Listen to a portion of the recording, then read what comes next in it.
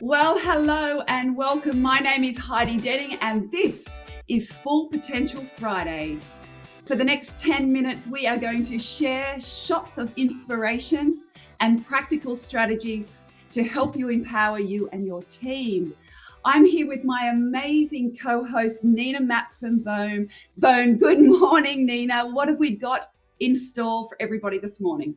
Good morning, Heidi. I'm so excited to be here today and really just I guess juiced up for the topic of today, because today's topic is all about growth mindset. If any of you have read the book by Dr. Carol Dwyer, it's a brilliant book about growth mindset, and that's what we're focusing on today, Heidi. Do you know much about growth mindset? I know a little bit about it, but I'm really I'm going to be very I suppose just confident that you're going to guide me through all these different strategies that I know that you have ready to go this morning. That's right. So we're going to start off, we're going to talk a bit about what it actually is, and then we're going to talk about the 3 key areas of work that it can really impact. So we're going to talk through those and some examples and how we can use growth mindset in a work environment. So let's start by maybe just explaining what it is for anyone that's listening that may not know. So and I picked this up from my son. My son was actually taught this at school, and how good is it that children are learning this at school? But it was this concept of fixed mindset versus growth mindset. And a fixed mindset is, I can't do that. Whereas a growth mindset would be, I can't do that yet. The power of yet is everything. So really interesting to try and flip, just kind of being stuck in one mindset and thinking everything's a problem or everything is hard, to how can I do it? What can I do differently? So that's what we're going to be covering off today, Heidi. Any comments from you before we get into the three areas that we can work on? Well, I love that word yet. I mean, that is something that I've always used. I can't do that yet. And I suppose I've just never thought of it in this regard as fixed versus growth, but it's certainly something that I use quite a bit and encourage others to do. So I'm looking forward to now putting that in place. I know you're going to put me on the spot, so I'm hoping my morning has helped me get the answers that you're going to require. All right, so let's get right into it. Here are the 3 areas of work. There are 3 key things at work that we all do, that sometimes either a fixed mindset or a growth mindset can make all the difference to how well we perform, how good we feel about ourselves, and ultimately how we reach our full potential, which is what today is all about. So the first area is goals, and we're starting with goals because having a goal is the bit that you need to kind of know what you're working towards. And I think a lot of us fall into the trap of having fixed mindset goals. And sometimes that's somewhat dictated by the kind of work we do. So a fixed mindset goal is a very specific, very measurable kind of either fail or succeed goal. So often you get that with sales targets, or say fundraising in the charity world, or if you're an accountant, you might have accuracy and deadline targets from a time perspective. And if you reach those targets, you feel like you're a success, whereas if you miss them, you're a failure. A growth mindset goal is all about developing, all about getting the competency and the mastery to get better. So it might be, and you might still have a target in mind, but it might be, how do I get there? Can I do better than I did last year? What can I improve on? How can I become a master of my craft? And that's the growth mindset attitude to goals. So maybe I can ask you, Heidi, is there a time when you've fallen into the trap of fixed and or a time where you've done the growth mindset? Can you share an example with us? Look, I think I'm really guilty of having a fixed mindset when it comes to my goals. I've always set really concrete goals, and I've done exactly what you said, that if I strive and I work hard to get them, but if I don't, I really feel like I have failed. Certainly 2020 has required me to shift that quite a bit. And, I certainly had some financial goals this year that were never going to be met once March hit. But what I have done, I didn't know this is what I was actually doing until you've explained it, is that I've just tried to do better than the last quarter. So the second quarter of this year was not better than the first, but the third was better than the second.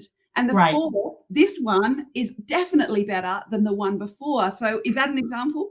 Yeah, perfect. And that's a perfect developing and mastering your craft, because you can't control certain things, especially at the moment. So it's great. It's a great example. So the next one then is about, how do you apply your effort in a work scenario? And this then goes to, how do you try and achieve those goals? So a fixed mindset goal is, I'm either good at it or I'm not. If I'm good at it, I'll do it. But if I'm not, I won't even try, or I'll sort of half try, but I won't won't put as much effort in as I should. A growth mindset attitude around effort is about, if I keep practicing, I can get better, or I might not be good at this yet, but I can learn it from somebody. I can watch somebody else and take on board what they're doing, and I can put the effort in to get really good at it. So maybe, Heidi, do you have an example of that for us? Well, I have one that's probably not really work related. Can I talk about that one? Sure. When I was growing up, my sister is off the chart smart. She's got so many degrees that there's walls not, big enough for them all. And we would sit at the dinner table watching Sale of the Century, and she would answer every question like that, every single one, all night. And I would just give up. Like, I wouldn't even bother trying to, because I just knew that she was going to be so fast and do it so much better. So my effort for it was always quite pathetic, actually, even though I knew them, and even the ones I knew, I wouldn't say out loud, because I knew that, she's a smart one. I need to leave it to her.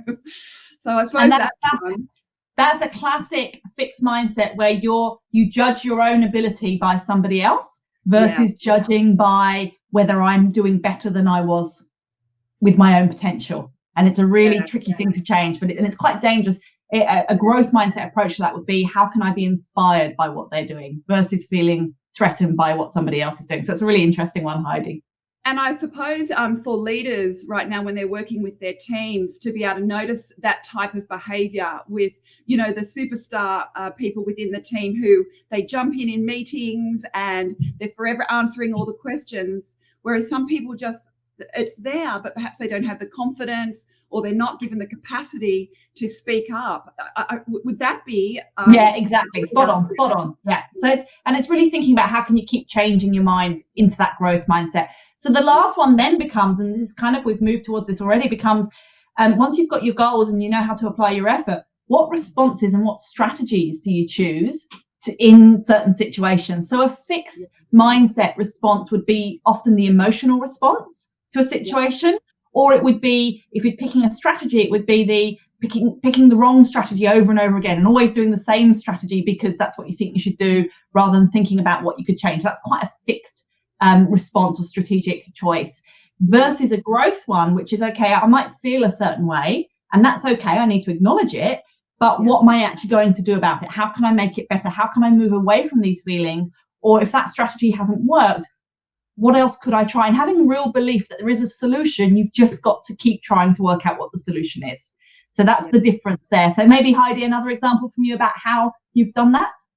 Well, I think all of us in 2020 have had to adapt our strategies big time, haven't we? And certainly for me, speaking, I like the strategies for me to get more speaking gigs, and, again, tied in with a goal of having this many in Australia, having this many overseas. But it was all about the one gig. How many gigs did I get? How many times did I get to stand on stage? But of course, that wasn't happening. And the way I really like that whole growth mindset around this particular situation is, now my strategy is about, how many people can I empower with resilience and courage and self-leadership skills and strategies? Because when I've changed that this year, because of the virtual world, I've been able to empower thousands of more people around the world, in fact. So that particular gig strategy, that's behind me now. It's about the people to empower. That strategy to me is working so much better. And in fact, because I have been doing that, I've got my first overseas gig booked for Singapore next year that came in yesterday. So, it's interesting how, by just changing strategies up and adapting and thinking about a new way to approach it, how much better we can do. That's such a great example, Heidi. And you've reminded me, I'll finish with this. You've reminded me that one of my first ever bosses that used to drive me up the wall when I was young, whenever I'd say I've got a problem, he'd say to me, Nina, there are no problems, there are only opportunities for growth. And I used to want to, but it's a great way to approach things, So and that's a classic example of growth mindset with that response and with what you've achieved there. So thanks, Heidi. This has been great. Over to you to sign us off, my friend. Well, thank you, Nina. I love all those ways that we can look at our goals, our effort, our strategies. For anybody who would like to see if their team is reaching their full potential right now, we have an online scorecard. It'll only take you a couple of minutes.